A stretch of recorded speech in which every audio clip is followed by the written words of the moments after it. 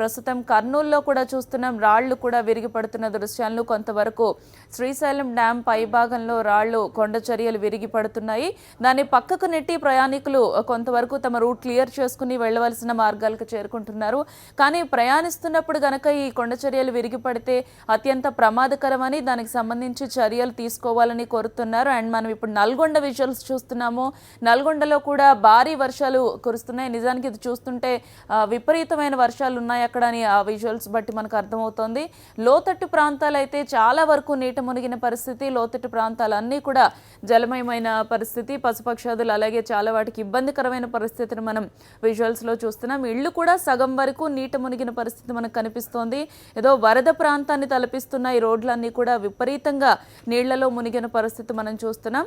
AP Telangana రెండు ప్రాంతాల్లో కూడా భారీ వర్షాలు కురుస్తున్నాయి. నిన్నటి వరకు వేడి ఉక్కబోతతో ఉన్న పరిస్థితి అంతా ఒకసారిగా మారిపోయి కుండపోత వర్షంతో నిండిపోయిన క్లైమేట్ మనకు కనిపిస్తోంది.